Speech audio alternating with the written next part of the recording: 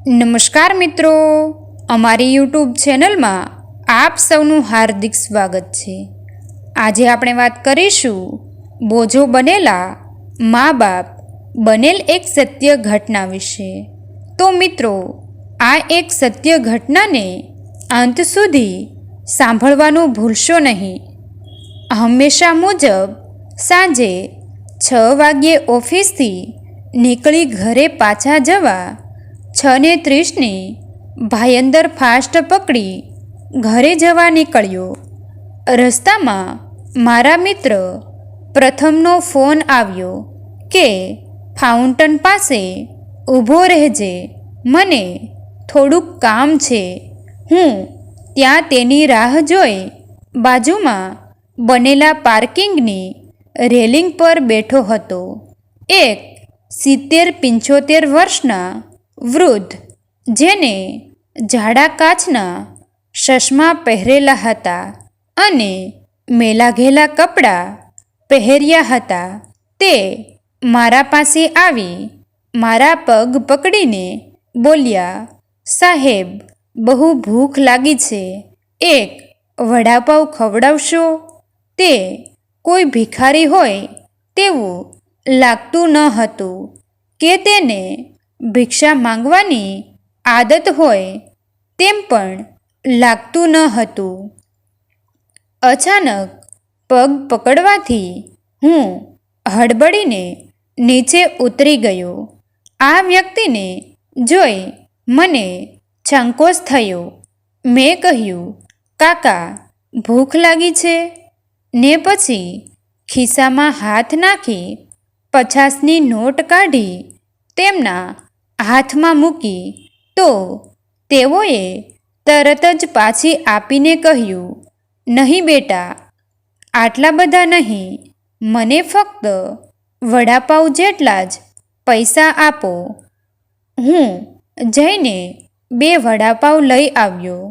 કાકા ત્યાં જ નીચે બેસીને ખાવા લાગ્યા। મેં પૂછ્યું, કાકા, ક્યાંથી આવો છો? ક્યાં જાવું છે? કોઈને શોધવા નીકળ્યા છો કે શું? તેમણે જવાબ આપ્યો, હું પૂના પાસેના એક ગામથી આવું છું। તારા જેવડો મારો પુત્ર અહીં કોઈ મોટી કંપનીમાં એન્જિનિયર છે। 2 વર્ષ પહેલાં તેને મુંબઈમાં લવ મેરેજ કરેલા। તેની ભણેલી પત્નીને અમારા ગામડિયા સાથે રહેવું ગમતું નથી, એટલે છોકરો અહીં તેની સાથે છેલ્લા 2 વર્ષથી અલગથી રહે છે। પરમ દિવસે તેનો અમારા પર ફોન આવ્યો હતો કે અમેરિકામાં નોકરી મળી છે। પત્નીને લઈને 10 વર્ષ માટે અમેરિકામાં જાય છે। મુંબઈથી તો વર્ષે દિવસે એકાદ વાર મળવા આવી જતો હતો, પણ હવે આટલું દૂર પરદેશ જતા પહેલાં એકવાર તો મળીને જા। કહ્યું તો કહે, જલ્દી જાવું છે એટલે સમય નથી।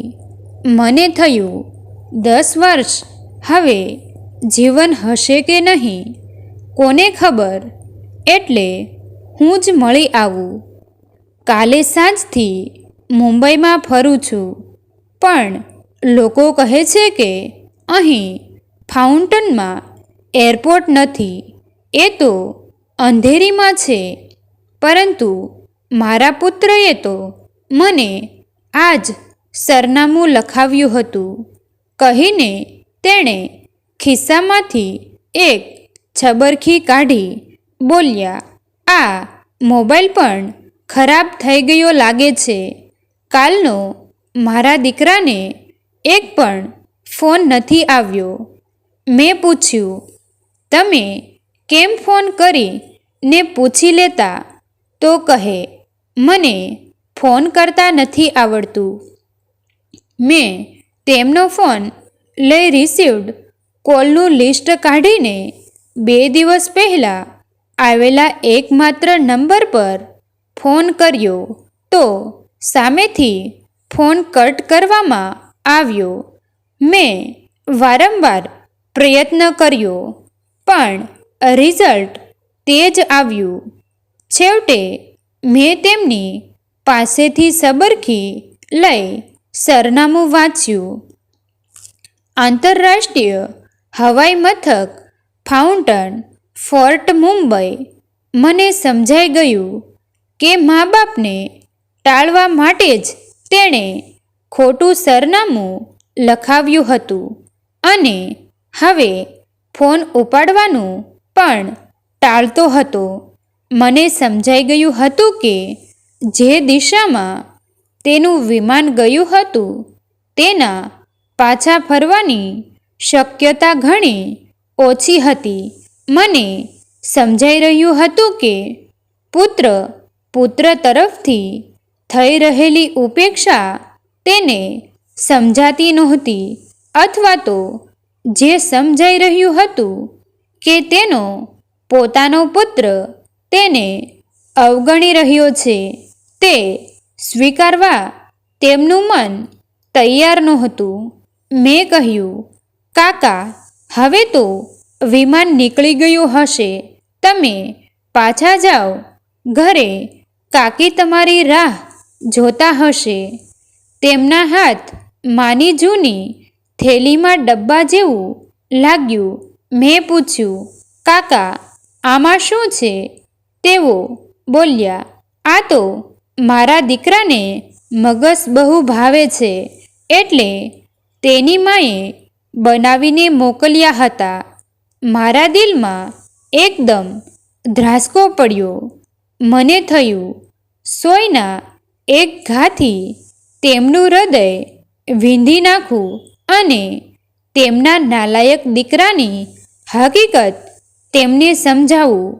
પણ મારી હિંમત ખલાસ થઈ ગઈ હતી. મારા કાળજાના કટકા થઈ રહ્યા હતા. હું નિશબ્દ બની તેમની સામે જોઈ રહ્યો હતો. મેં કહ્યું, કાકા, હવે ઘરે જાઓ, મોડું થઈ જશે. વિમાન તો હવે જતું રહ્યું છે, કહી ભારે પગલે હું ત્યાંથી ચાલતો થયો.